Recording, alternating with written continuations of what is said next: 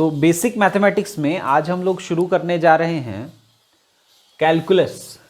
Calculus जो होगा उसके बिना पूरे फिजिक्स में अच्छे न्यूमेरिकल को सॉल्व करना, साथ ही साथ इंपॉर्टेंट डेरिवेशंस को समझना बहुत ही मुश्किल काम है। इसीलिए कैलकुलस को हम लोग पढ़ने जा रहे हैं, बेसिक चीज़ों को समझेंगे कि कैलकुलस में जो हम लोग ऑपरेशंस करते हैं वो किस तरह से करते हैं। साथ ही साथ इसमें ये देखेंगे कि उनका ज्योमेट्रिकल और उनका ग्राफिकल मीनिंग क्या है। तो ये दो इंपॉर्टेंट हम लोग का एम होगा। कैलकुलस का जो दो पार्ट है, एक पार्ट को कहते हैं differential calculus, differential calculus. Differential calculus में डिफरेंशिएशन को हम लोग देखेंगे, और दूसरा होगा integral calculus. Second one is integral calculus. तो इसमें इंटीग्रेशन को देखते हैं, इंटीग्रल कैलकुलस। एक एक करके दोनों को देखेंगे। आज अभी शुरुआत करने जा रहे हैं डिफरेंशियल कैलकुलस। क्या होता है डिफरेंशियल कैलकुलस, उसको समझने की कोशिश करते हैं। अच्छा, डायरेक्टली डिफरेंशियल कैलकुलस में आने से पहले कुछ चीजों को समझना जरूरी है। पहला टर्म जो हम लोग समझेंगे वो है change. What is change? Change का मीनिंग होता है किसी भी क्वांटिटी का final of that quantity minus initial of that quantity. जैसे अगर हमको चेंज ऑफ टेम्परेचर निकालना है, चेंज को हमेशा हम लोग डेल्टा से डिनोट करेंगे। डेल्टा, ये ट्रायंगल जैसा जो साइन है उसको कैपिटल डेल्टा कहते हैं। सो डेल्टा से डिनोट करते हैं। अगर हमको चेंज इन टेम्परेचर डिफाइन करना है, चेंज इन टेम्परेचर को दिखाना है, तो delta T will be equal to T F final temperature minus initial temperature, या कई बार इसको T2 माइनस T1 इस तरह से भी दिखाया जाता है। तो ये हो गया चेंज के बारे में। जैसे अगर मान लें कि हमारे पास कोई एक वैल्यू है y equals to some function of x। Some function of x का मतलब है कि y x के किसी इक्वेशन पे डिपेंड कर रहा है, x के साथ किसी रिलेशन पे डिपेंड कर रहा है। अगर इस तरह का कुछ है, एग्जाम्पल के लिए fx मान लेते हैं, एक्स स्क्वायर हो सकता है या x square plus x plus 1 हो सकता है। ऐसा कुछ भी एक रिलेशन जो x पे डिपेंड करता हो और वो y के इक्वल हो, तो उसको हम कह सकते हैं it is of the form y equals to fx। अब इसमें y जो है वो x पे डिपेंड करता है। इस x को हम लोग इंडिपेंडेंट वेरिएबल कहते हैं। क्या कहते हैं? Independent variable. और y को हम लोग कहते हैं dependent variable, dependent variable. x is independent variable और y इज डिपेंडेंट वेरिएबल। अब हम लोग इसके बेसिस पे चेंज और रेट ऑफ चेंज को समझेंगे। चेंज क्या है? तो अगर हम मान लीजिए कि इसमें चेंज की बात करें, x में कुछ चेंज करते हैं, तो चेंज इन x की बात करें वो क्या होगा? डेल्टा x, और वो किसके इक्वल होगा? x2 माइनस x1 के equal. Change in x is denoted by delta x which is equal to x2 minus x1। मान लीजिए x का वैल्यू 2 से लेके 7 तक चेंज हो जाता है ना। 2 था शुरुआत में, बाद में 7 हो गया, तो चेंज इन x कितना है? Simple, x 7 minus 2 which is 5। तो ये चेंज इन x हो गया। अब हम लोग नेक्स्ट देखने जा रहे हैं rate of change of x या rate of change of y with respect to x। हम लोग क्या देखने जा रहे हैं? Rate of change of y with respect to x। Suppose initially x का वैल्यू कुछ x1 था और वो बढ़ के या घट के किसी भी तरह से बदल के x2 हो गया। अच्छा, जिस समय x का वैल्यू x1 रहा होगा उस समय y का भी कुछ वैल्यू रहा होगा, क्योंकि y जो है वो x पे डिपेंड करता है। तो कॉरेस्पॉन्डिंगली जब x का वैल्यू x1 था, y का वैल्यू क्या रहा होगा? y1। और अगर x बदला है, x1 से x2 हुआ है, तो y भी बदलेगा, y1 से y2 हो जाएगा। क्या इसके दौरान x में चेंज आया? यस, चेंज इन x कितना है? Delta x। क्या इसके दौरान y में चेंज आया? यस, चेंज इन y कितना है? Delta y। तो जब x में चेंज होता है डेल्टा x में चेंज होता है डेल्टा x, तो y में कितना चेंज होता है? Delta y।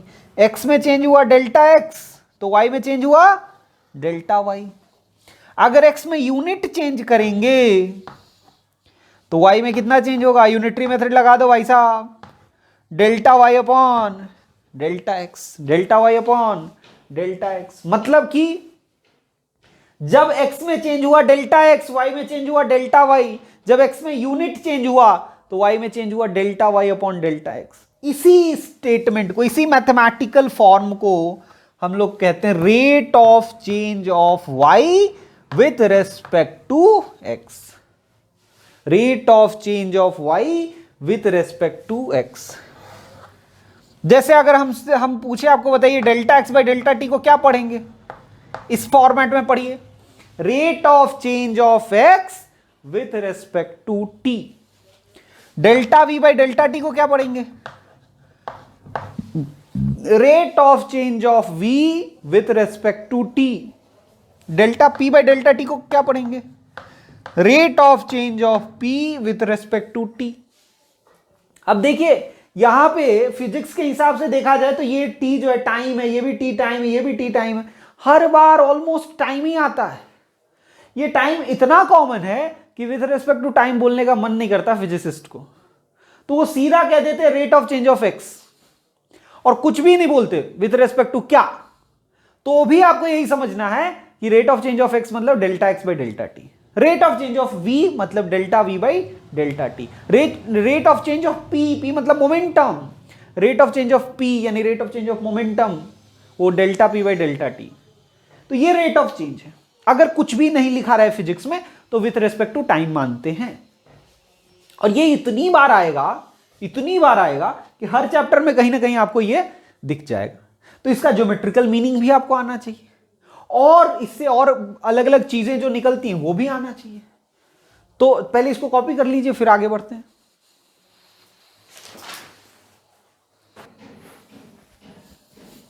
चलिए आगे बढ़ते हैं। तो ये हो गया rate of change of y with respect to x। इसका हम लोग ज्योमेट्रिकल मीनिंग देखते हैं। ज्योमेट्रिकल मीनिंग का मतलब ग्राफ पे देखते हैं। ध्यान से देखिएगा, सपोज कि ये y एक्सिस है और ये x एक्सिस है, तो y equals to F X का कोई ना कोई ग्राफ होगा, है ना। y equals to F X का कोई एक ग्राफ होगा। मान लेते हैं कि ये ग्राफ कुछ ऐसा है, वो किसी भी शेप का हो सकता है, मतलब एक जनरल कोई भी नॉर्मल शेप मान लिए। अब x1 डिस्टेंस पे, यानी x1 अगर हम x का वैल्यू रखते हैं तो हमने देखा कि y का वैल्यू क्या था? y1 था, है ना। उसी तरह जब x का वैल्यू x2 है तो उस समय y का वैल्यू y2, है ना। अब हम अगर ये दोनों पॉइंट्स, ये दो कोऑर्डिनेट्स हो गए जिसको ये पूरा सिस्टम कॉरेस्पॉन्ड करता है ना। ये कोऑर्डिनेट हो गया x1 कॉमा y1 और ये कोऑर्डिनेट हो गया x2 कॉमा y2। तो ये लाइन ज्वाइन कर दिया हमने। अब ये लाइन क्यों ज्वाइन किया है वो आपको तुरंत देख के समझ में आ जाएगा। ये पॉइंट्स हमने कुछ मान लिया a, इसको मान लिया b, ये मान लिया c, तो एक ट्रायंगल बन गया abc। अगर आप ध्यान से देखें तो दिस लेंथ इज x1 और ये लेंथ क्या है? x2। उसी तरह ये लेंथ जो है वो y1 है और ये लेंथ जो है वो y2 है। तो बेस्ड ऑन दिस ये लेंथ कितना हो जाएगा? ये लेंथ यहां से यहां तक का लेंथ ये हो जाएगा x2 माइनस x1 यानी delta x। AC is delta x। उसी तरह से ये लेंथ कितना हो जाएगा, BC, y2 माइनस y1 यानी डेल्टा y। तो अगर आप ध्यान से देखें इस ट्रायंगल के स्लोप को निकालें। अब हो सकता है कि कुछ स्टूडेंट्स को स्लोप का मतलब ही नहीं पता है ना, 10th के बाद हम एक्सपेक्ट नहीं करते कि स्लोप भी पता हो। तो अगर कोई स्ट्रेट लाइन है, straight line positive direction of x axis के साथ जितना एंगल बनाता है उस एंगल को हम लोग इंक्लाइनेशन कहते हैं। थीटा को क्या कहते हैं, इंक्लाइनेशन या इंक्लिनेशन भी कहा जाता है, जैसा आपको मन है। तो ये इंक्लिनेशन या इंक्लाइनेशन हो गया। अब इसका अगर tan थीटा निकाल लें, tan थीटा, ये tan थीटा m जो होगा ये होगा slope, slope of the straight line. tan theta is equals to m which is slope of the straight line. तो यही स्लोप होगा। आप इंक्लाइनेशन निकाल लीजिए पहले। कैसे निकालेंगे, वो लाइन है, वो positive direction of x axis के साथ जितना एंगल बनाया, एक्यूट बना सकता है, ऑब्ट्यूस बना सकता है, उसको हम लोग इंक्लाइनेशन कहेंगे और उसका tan थीटा ले लेंगे तो वो स्लोप हो जाएगा, उसको m से डिनोट करते हैं। तो यहां पे tan थीटा क्या निकल के आ जाता है, tan थीटा निकल के आ जाता है delta y upon delta x, delta y upon delta x। क्यों, ये है ना tan theta, p by b, p है डेल्टा y और b है delta x, so delta y upon delta x। चलिए अब आगे बढ़ते हैं।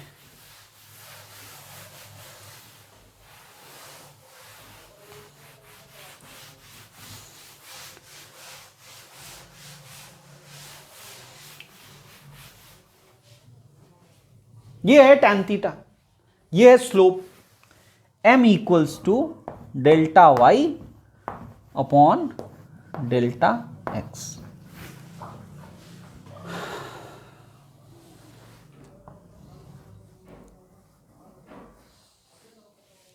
विच इज इक्वल टू, है ना, ऐसा भी लिख सकते हैं इसको, y2 minus y1 upon x2 minus x1। तो इसका ज्योमेट्रिकल मीनिंग क्या समझ में आया, rate of change of y with respect to x यानी delta y by delta x का ज्योमेट्रिकल मीनिंग क्या है? इसका मीनिंग है tangent of the secant, tangent of secant, secant समझते हैं, कोई भी कर्व है ना, उस कर्व को दो पॉइंट पे कट करने वाला लाइन जो है वो सेकेंड कहलाता है।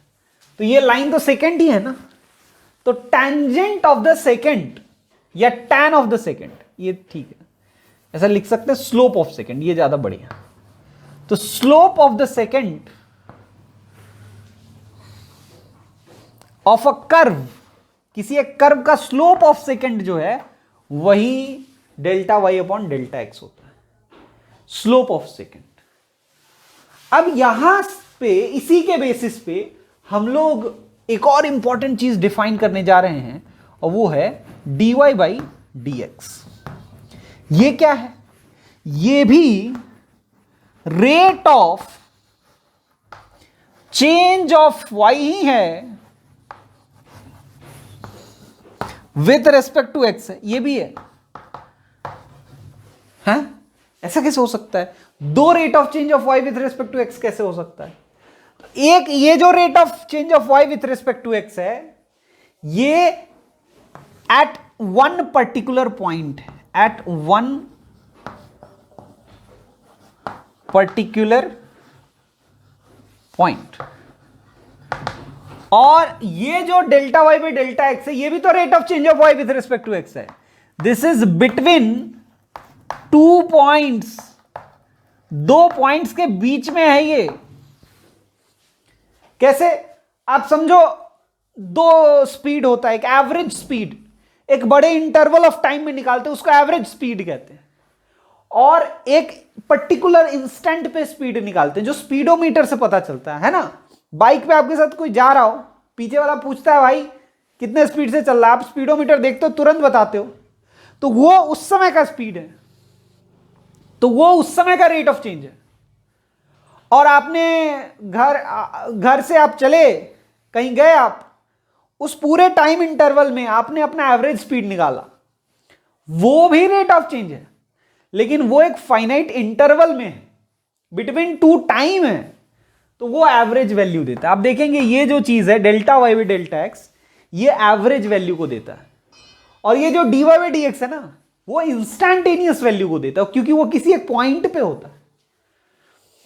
पर ये कैसे निकालेंगे, इसको कैसे रिलेट करेंगे इस delta Y upon delta X, समझिएगा।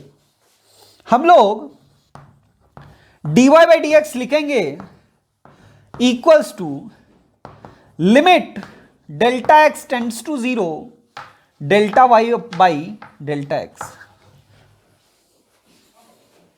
Limit delta x tends to 0 delta Y by delta X, यही जो हो गया ये dy बाई डी एक्स है। ये कैसे इंस्टैंटेनियस रेट ऑफ चेंज दे रहा है, उसको हम लोग ग्राफिकली समझने की कोशिश करेंगे।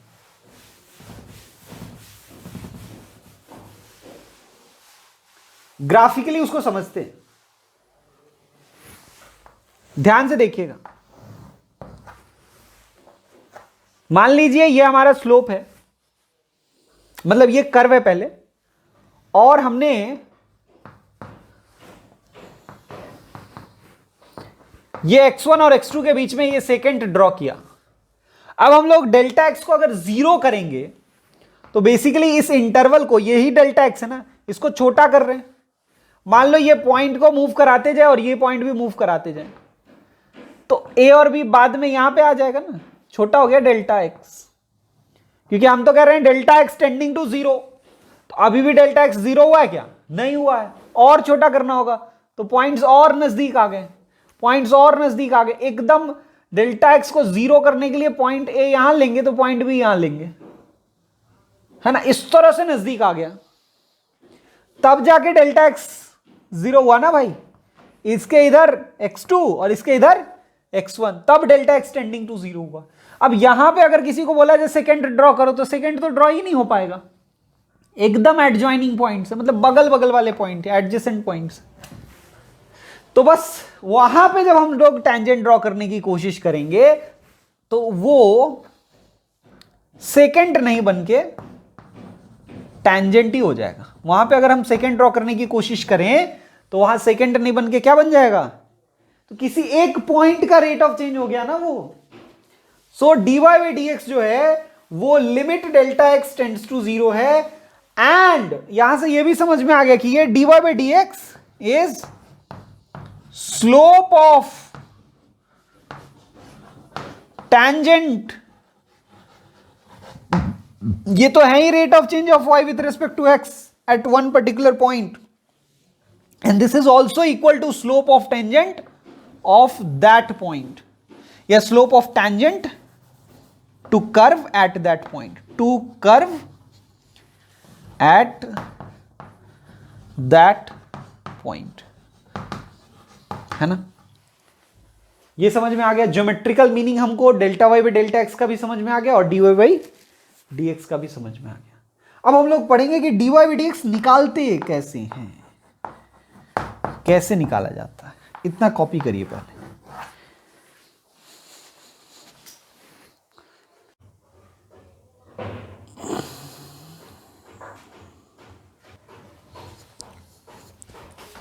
चलिए तो आगे बढ़ाते हैं डिफरेंशियल कैलकुलस के स्टडी को।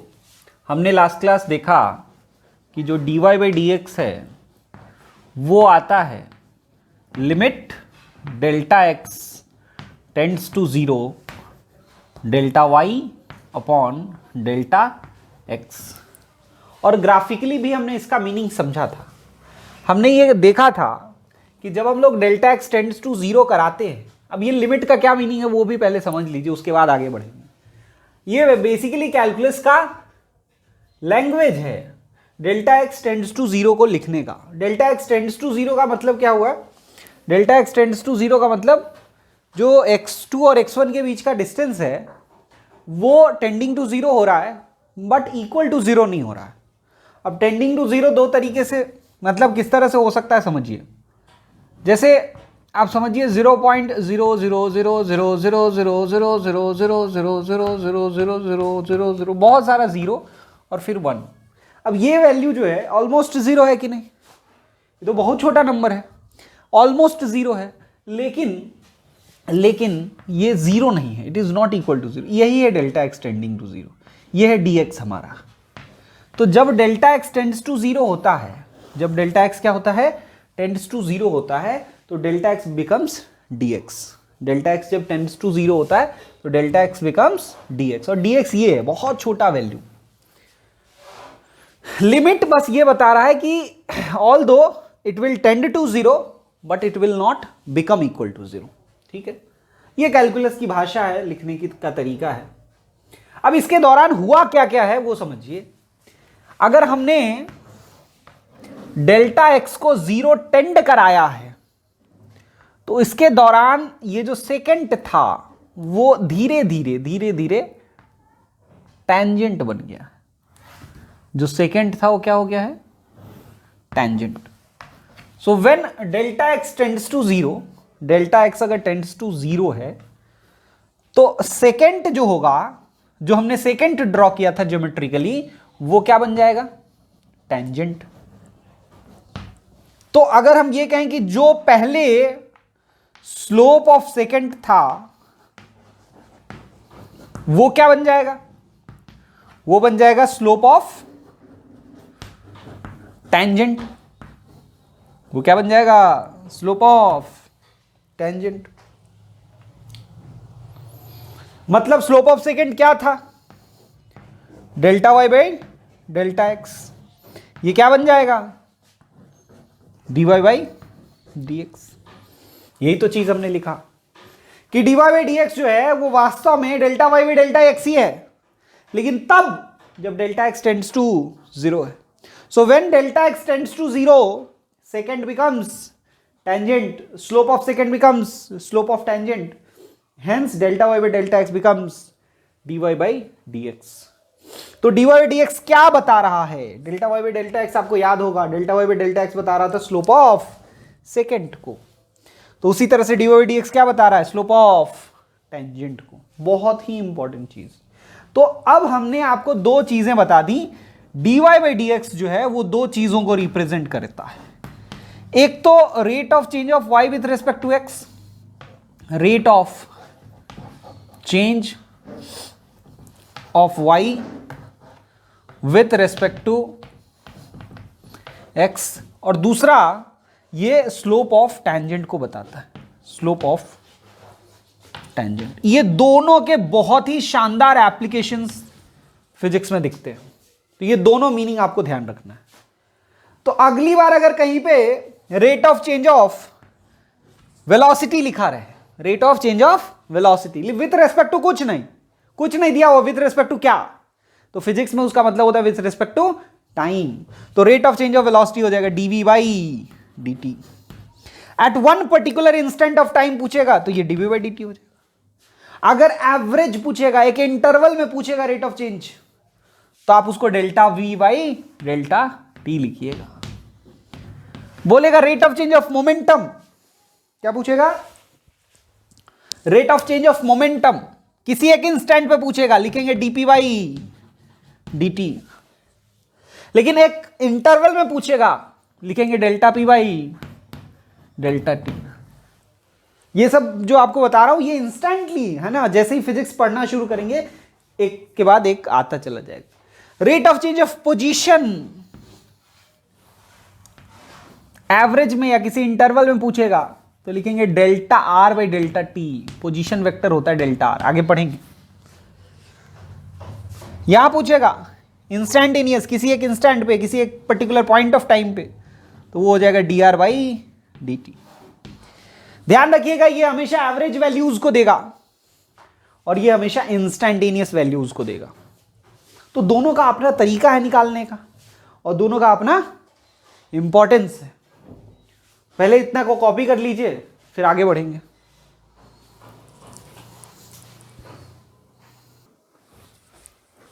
चलिए आगे बढ़ते हैं। अब जब इसका मीनिंग हमने समझ लिया, इसके बाद अब शुरू होता है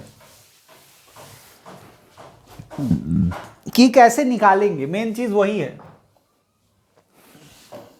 dy बाई डी एक्स कैसे निकालेंगे? देखिए भाई साहब, ये बात तो क्लियर है कि delta Y by delta x निकालना मुश्किल काम नहीं है। कैसे निकालेंगे? सिंपल तरीका है, y2 minus y1 upon x2 minus x1। ठीक है, जैसे मान लीजिए ये पहले देख लें, इसको क्लियर कर लें, ये बहुत आसान है, ये पहले से आता है आपको। y इक्वल्स टू, मान लीजिए हमारे पास लिखा हुआ है 4x x square plus 7x plus 8। ठीक है, हमें बोला कि rate of change of y with respect to x बताओ। Rate of change of y with respect to x बताओ between x equals to 1 to 4। 4 बहुत बड़ा हो जाएगा, x इक्वल्स टू 1 to 2। इन दोनों के बीच में rate of change of y with respect to x बताना है। तो देखिए आपको x1 दिया हुआ है क्या? Initial x, yes 1। Initial x निकल गया, इनिशियल x 1 है, फाइनल x 2 है। तो इनिशियल y क्या आ जाएगा? अरे भाई साहब इसमें पुट कर दो। तो पुट कर देते हैं, क्या पुट कर दें? x1 पुट कर दें, तो 4 इंटू 1 का स्क्वायर यानी 4 प्लस 7 प्लस 8 19 आ जाएगा। x2 क्या हो जाएगा? सॉरी x2 तो है ही, y2 क्या हो जाएगा?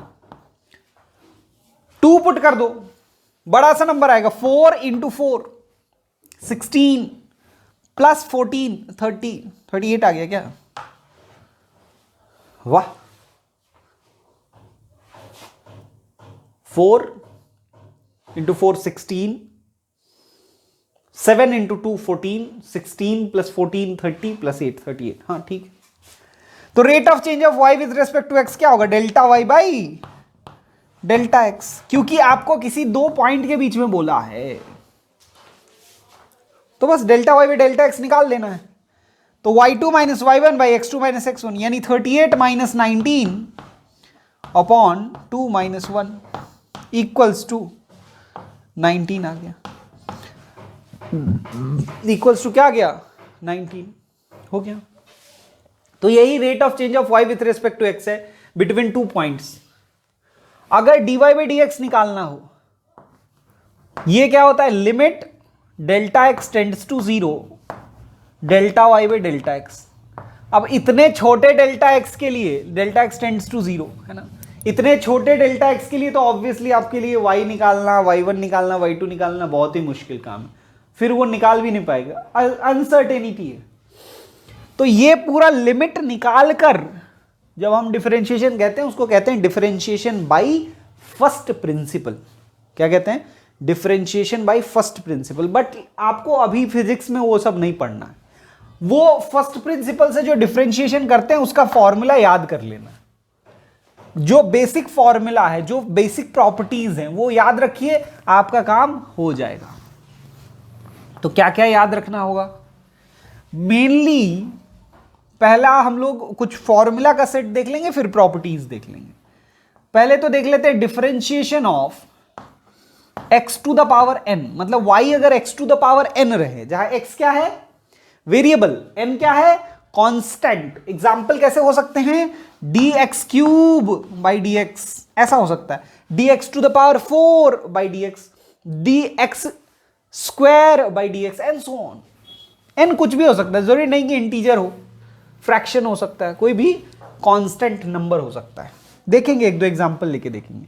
अगर इसका डिफरेंशिएशन करना हो तो आपको बस कुछ नहीं करना, ये n जो पावर में है ना उसको बाहर निकाल लीजिए, ठीक, और x के पावर में 1 सब्ट्रैक्ट कर दीजिए, बस हो गया, आपका आंसर आ गया। ये हो गया आंसर। देखिए इसमें करेंगे तो क्या करेंगे, ये 3 है, 3 को बाहर निकाल लेंगे, और x का पावर 3 माइनस 1 यानी 3x स्क्वायर। बस इतना ही करना है, बस यही करना, और कुछ नहीं करना है। चलिए एक और करके देखते हैं, दूसरा करके देखते हैं। मान लीजिए कि डिफरेंशिएशन ऑफ रूट x पूछ देगा, रूट x। अरे ये तो अभी नहीं सिखाए सर। अरे सिखा दिए भाई साहब, सिखा दिए। D by D x of x का पावर 1/2 लिख सकते हैं कि नहीं लिख सकते हैं? रूट 2 मतलब पावर 1/2, रूट मतलब पावर 1/2, रूट मतलब पावर 1, जिसके ऊपर रूट है उस पर पावर 1/2 है, ध्यान रखना। तो 1/2 कांस्टेंट है कि नहीं, और ये x to the power n के फॉर्म में है कि नहीं, बिल्कुल है, इसको याद रखिएगा। 1/2 बाहर आ गया, x का पावर 1/2 माइनस 1, तो ये अगर निकालिएगा तो क्या आ जाएगा, 1/2 x का पावर माइनस 1/2, है ना, सब्ट्रैक्ट करिए यही आएगा। और माइनस 1/2 है तो माइनस को अगर प्लस बनाएंगे तो नीचे ले आएंगे, तो 1/2 x का पावर 1/2, है ना, नीचे आएंगे तो पॉजिटिव हो गया ना, और फिर इसको अगर निकालिएगा तो ये आ गया 1/2 रूट x, 1/2 रूट x। तो रूट x का 1/2 रूट x होता है, ये आपको रट लेना है, याद रख लेना है, ठीक है, ये जरूरी है आपके लिए याद रखना। उसी तरह से और भी कुछ क्वेश्चंस को कर सकते हैं। चलिए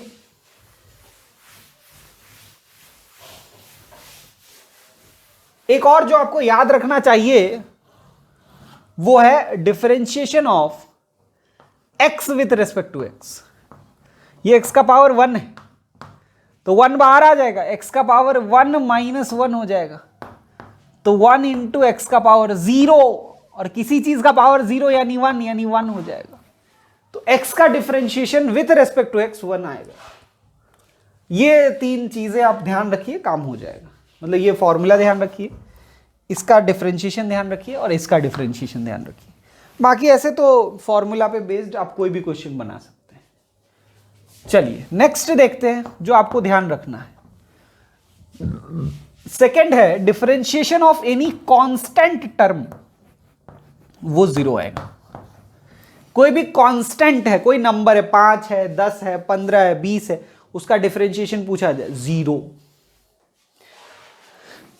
अब देखिए next, differentiation of sine x, sine कहीं पर आ गया, लिस्ट बता दे रहे हैं, है ना, क्योंकि इसको पढ़ने वाले मैथ्स वाले दोनों स्टूडेंट हो सकते हैं। मैथ्स वाले स्टूडेंट आगे इसको बहुत डिटेल में पढ़ेंगे, लेकिन बायो वाले स्टूडेंट का यही बस है। तो इसीलिए आप लोग क्या करिए कि मतलब इसको पूरा अच्छे से लिख लीजिए। हो सकता है अभी तुरंत इसका काम नहीं पड़े, साइन का हो सकता है तुरंत काम नहीं पड़े, आगे काम आएगा, लेकिन काम आएगा जरूर। So differentiation of sine x with respect to x क्या हो जाएगा, कॉस एक्स। उसी तरह से अगर डिफरेंशिएशन ऑफ कॉस एक्स पूछा जाए, कॉस एक्स का डिफरेंशिएशन, तो वो होता है माइनस साइन एक्स। एक थंब रूल ये है कि जितने भी सी से स्टार्ट होने वाले ट्रिग्नोमेट्रिक रेशियो है उनका जो डिफरेंशिएशन है वो नेगेटिव आता है। जैसे कॉस का आ गया नेगेटिव, आगे और देखेंगे। चलिए साइन हो गया, कॉस हो गया, टैन का कर लेते हैं, डिफरेंशिएशन ऑफ टैन एक्स। हालांकि इन सब का बहुत काम नहीं आता है, लेकिन बेसिक जो है उनको याद रखिए, sec square x. Differentiation of cot x minus cosec square x. Differentiation of tan हो गया ना, सेक एक्स। सेक एक्स का डिफरेंशिएशन ये होगा सेक एक्स और इंटू टैन एक्स, है ना।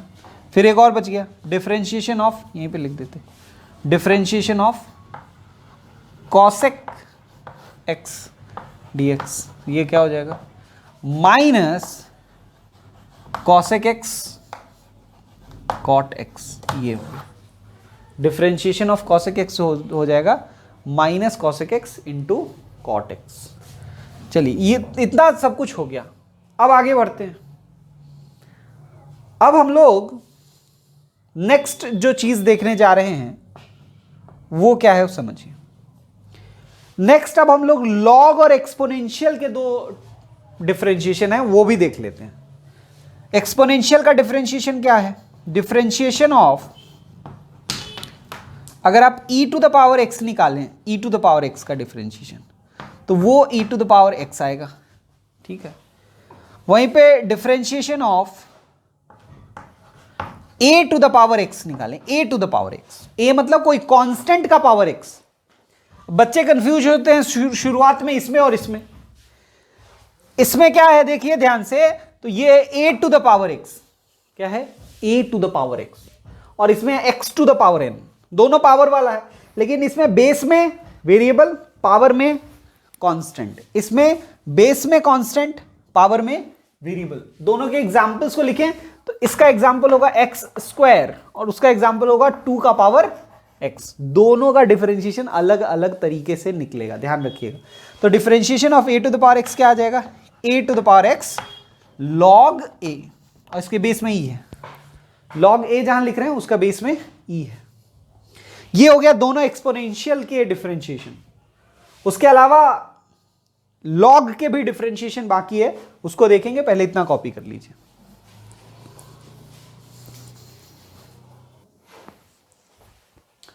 चलिए आगे बढ़ते हैं और दो और जो चीजें बच गई हैं उसको भी देख लेते हैं। तो अब हम लोग log का देख लेते हैं। अगर log की बात करें, dy dx of log x to the base a हो सकता है, या dy dx of log x to the base e हो सकता है। जब e बेस होता है तो इसी को हम लोग मैथ्स में तो ऐसे ही रखते हैं, log x लिखते हैं, लेकिन फिजिक्स में dy dx of ln x लिखते हैं, ln x, ठीक है, ln x कहते हैं। और इसका डिफरेंशिएशन होता है 1/x। क्या होता है डिफरेंशिएशन, 1/x।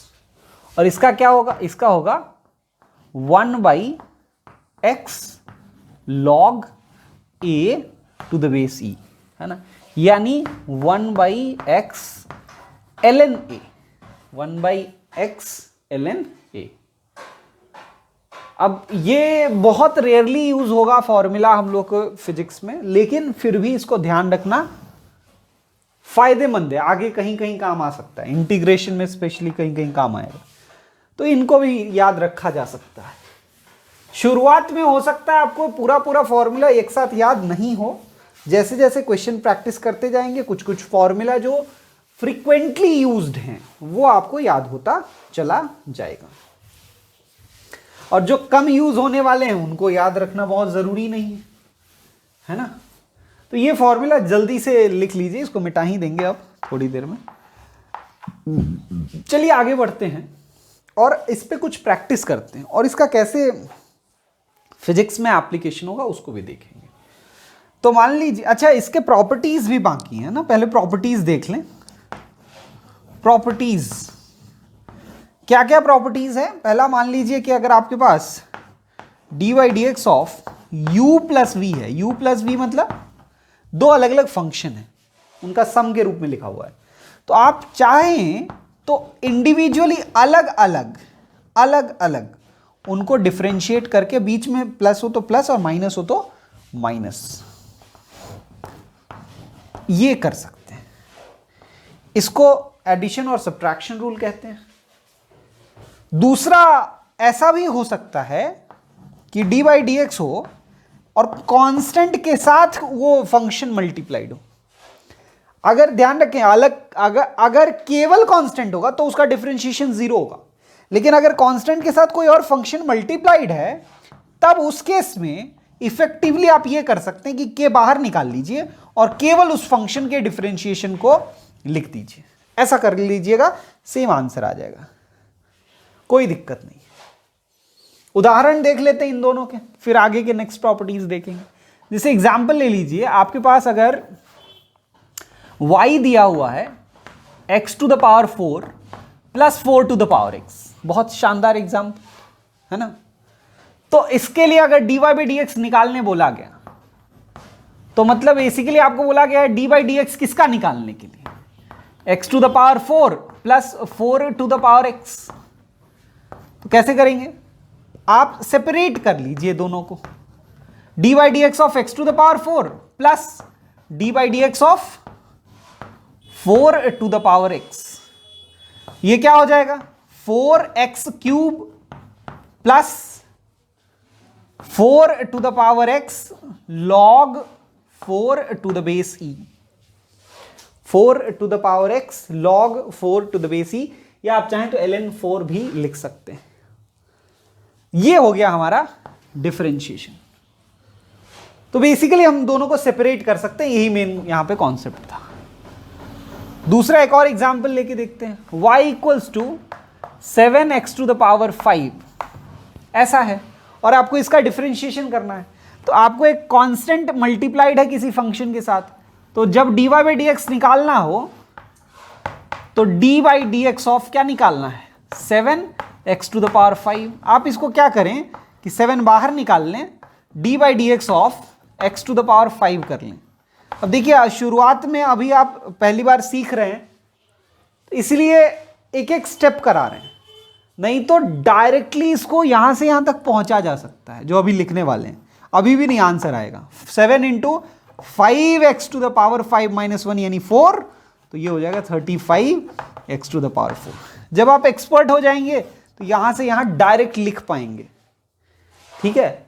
7 बाहर निकल गया, 5 उससे मल्टीप्लाई हो गया 35, और x to the power 5 minus 1 यानी 4, so 35x to the power 4 direct आप लिख पाएंगे। लेकिन अभी के लिए जब तक हम लोग अभी स्टार्टिंग पोजीशन में है, तो हम लोग एक एक करके सब कुछ सीख रहे हैं, तो धीरे धीरे सारे स्टेप्स को लिख के सीखेंगे।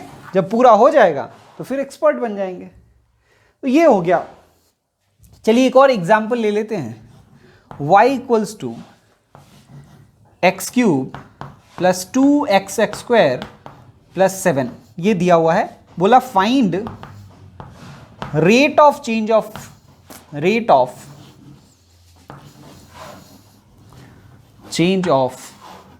y with respect to x at x equals to 2। at x equals to 2 आपको निकालना है rate of change of y with respect to x। देखिए ऐसा ही क्वेश्चन एकदम स्टार्टिंग में इसी लेक्चर में बनाए थे, उसमें हम लोग को rate of change of y with respect to x निकालना था, लेकिन बिटवीन टू निकालना था, between two values of x। तो उसमें हमने y2 minus y1 by x2 minus x1 किया था। लेकिन यहां पे वही rate of change of y with respect to x निकालना है, लेकिन एक स्पेसिफिक x पे निकालना है। तो यहां पे delta y by delta x नहीं यूज कर पाएंगे, यहां पे यूज करना होगा dy बाई dx। तो चलिए dy बाई dx यूज करके इस क्वेश्चन को बना के देखते हैं। तो हम लोग को बेसिकली पहले निकाल लेना है dy बाई dx। तो dy बाई dx क्या आ जाएगा, इसको डिफरेंशिएट करिएगा, है ना। अभी आपके लिए लिख रहे हैं फिर पूरा, लेकिन ज़रूरी नहीं है कि आप हमेशा पूरा लिखें।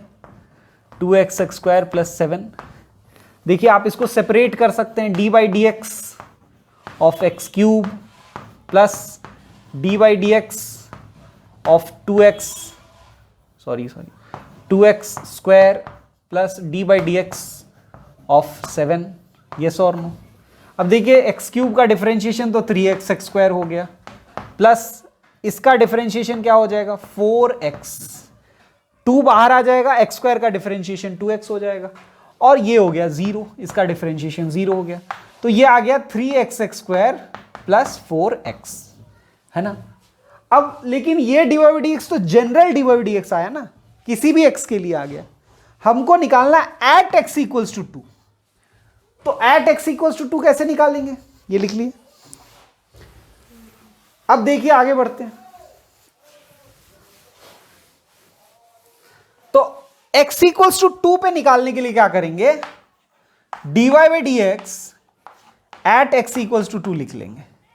और एट x इक्वल्स टू 2 अगर dy बाई dx लिखना है तो हम लोग dy बाई dx का ही एक्सप्रेशन में x का वैल्यू 2 पुट कर देंगे। तो 3 इंटू 2 का स्क्वायर प्लस 4 इंटू 2, तो ये हो जाएगा 3 इंटू 4 प्लस 8, तो 20 आ गया। ये है rate of change of y with respect to x at x equals to 2। अब किसी भी x पे पूछता हो वैल्यू ऑफ x पुट कर देते, आ जाता है आंसर। तो ये हो गया कुछ एप्लीकेशंस, ये जनरल एप्लीकेशंस हैं। फिजिक्स के एप्लीकेशंस कैसे होंगे वो भी देखेंगे, पहले इतना कॉपी कर लीजिए।